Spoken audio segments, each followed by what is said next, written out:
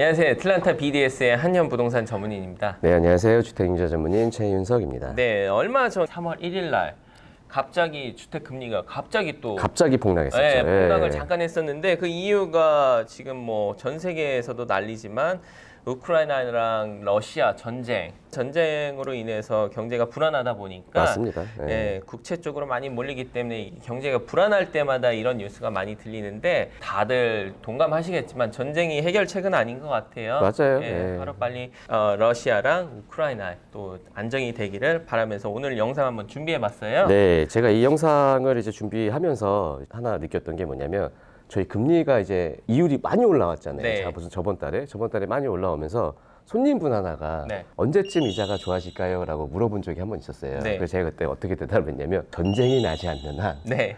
이제 다시 이자가 좋아질 일은 없습니다 라고 제가 답변을 했거든요. 네. 잠깐이지만 네. 예, 어저께 그저께 네. 그러니까 이틀 동안 이율이 꽤 좋았어요. 네. 예. 그래서 이율이 지금은 30년 고정 기준으로 4%대 초반까지도 올랐는데 맞습니다. 저희가 3%대라고 영상을 방송한 지가 불과 뭐 한 달 반, 두 달밖에 안 됐어요. 많이 올랐어요. 네, 근데 이 짧은 기간 안에 저희가 분명히 금리 올라갑니다, 이렇게 말씀을 드렸는데 이게 정말 현실이 된 게 불과 한두 달밖에 안 됐어요. 맞아요. 예, 근데 지금 3월 1일 이렇게 전쟁 이후에 불안정하다 보니까 이게 주식시장의 흐름이 이 채권 시장으로 많이 들어온 것 같아요. 돈의 현금 흐름이. 아무래도 불안정하다 보니 네. 주식시장에서 돈이 많이 빠졌죠. 네. 예. 3월 1일자로 잠깐 팍 금리가 또 폭락을 했던 게 3% 후반대까지 이렇게 하루 만에 갑자기 급락을 했었는데 오늘은 저희가 영상을 준비한 게 도대체 왜 경제가 불안하면은 주택 금리까지도 이렇게 떨어지고 오르고 어떤 영향, 어떤 기준으로 이렇게 관계가 형성이 돼 있는지에 대해서 간략히 기본적인 거지만 간략히 한번 인포메이션을 드리고자 영상 한번 준비해 봤습니다. 네. 저희가 말씀드린 대로 왜 과연 경제가 이렇게 불안하면은 돈의 흐름, 현금의 흐름이 주식시장과 채권시장 이렇게 볼 수 있는데 왜 주식시장에서 채권시장으로 채권시장 하면은 채권이라는 게 도대체 뭐기 때문에 돈의 흐름이 이런 채권시장으로 많이 오는지 채권 하면은 저희가 가장 먼저 떠오르는 단어가 안전자산. 안전자산이죠. 안전자산이잖아요. 네, 아무래도 국가에서 운영하던 자산이다 보니 네, 예. 그게 바로 이제 국가에서 발행하는 증권이 맞습니다. 국채라고 하는 건데 국채라고 하죠. 이 채권이라는 거에 대해서 한번 간단히 설명해 주세요. 도대체 채권이 뭔가? 채권은 이제 필요한 기간이 네. 투자자한테 이제 돈을 빌리면서 네. 언제 갚을지를 약속을 받고 이제 빌려주는, 그러니까 발행하는 증권이라고 보시면 되는 거죠. 네. 예.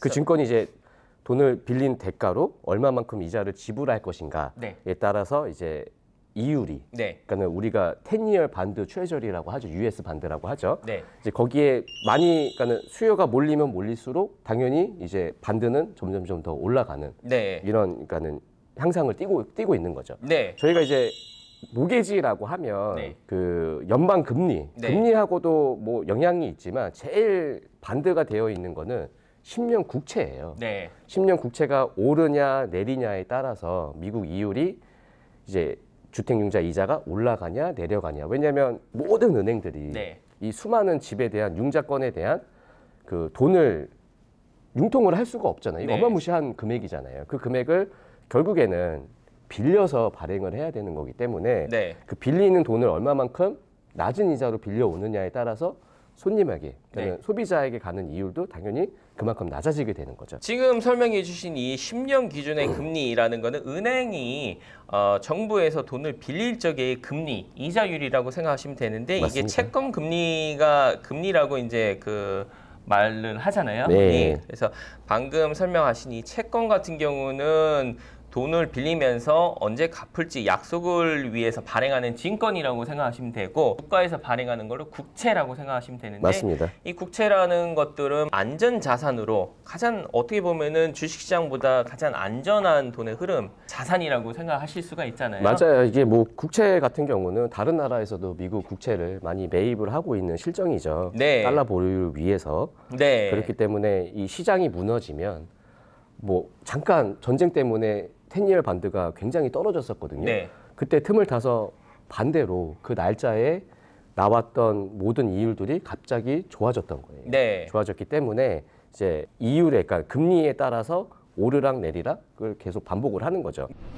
네, 이 채권 시장이랑 주식 시장은 조금 다른 면이 있어요. 그래서 주식 같은 경우는 값이 오르면은 주식을 산 A라는 회사의 주식 가격이 오르게 되면은 네, 수익률도 동시에 오르게 되는데 맞습니다. 이 채권 시장 같은 경우는 반대로 수익률과 가격 관계가 완전히 다르기 때문에 이걸 이해를 잘 하셔야 될 것 같아요. 그렇죠. 만약에 내가 사들였던 가격 네. 과 이제 현재 거래되고 있는 가격 간의 이제 증가율과 감소율로 계산을 하기 때문에 네.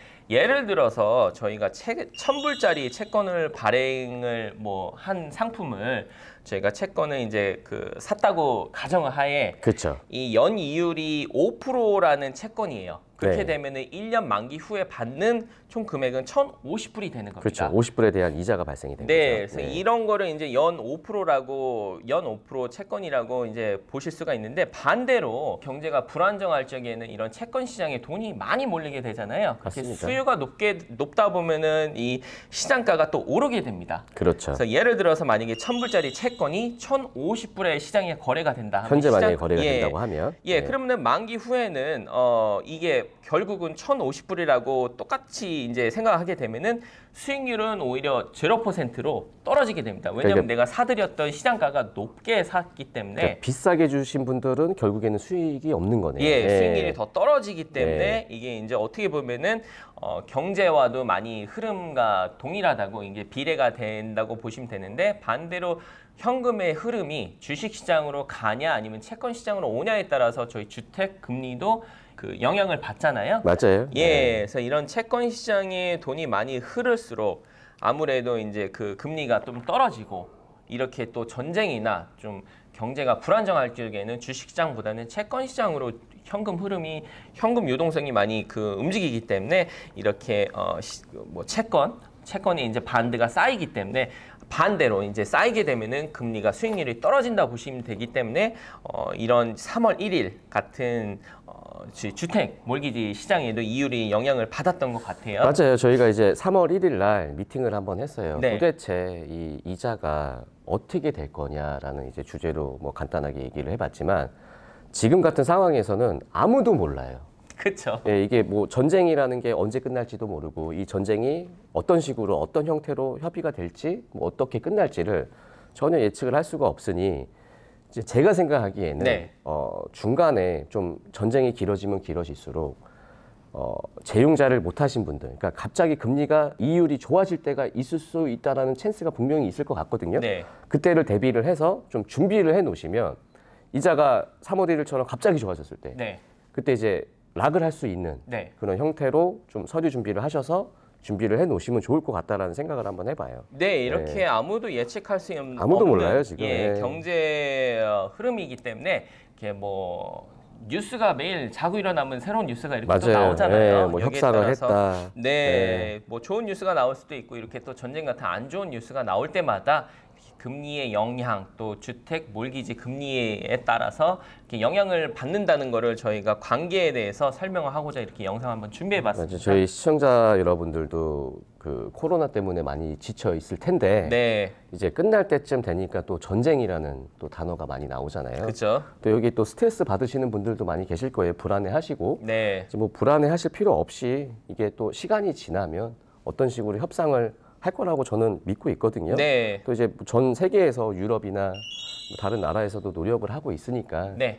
이제 뭐 좋은 결과가 있었으면 좋겠네요. 네, 하루빨리 또 안정을 되찾고 이제 뭐 저희가 한동안 또 코로나로 많이 지쳐 있었는데 너무 또 지쳐 이렇게, 있었죠. 네, 네. 이렇게 전 세계에서 또 전쟁 때문에 이렇게 불안정해 하시는 분들도 많이 있기 때문에 또 좋은 날이 또 올 거라고 믿고 또 여기에 대해서 또 궁금하시거나 또 저희에게 댓글을 남겨주시면은 또 다른 영상을 또 준비해 보도록 하겠습니다. 지금까지 애틀란타 BDS의 한년부동산 전문인이었습니다. 주택임대 전문인 최윤석이었습니다. 감사합니다.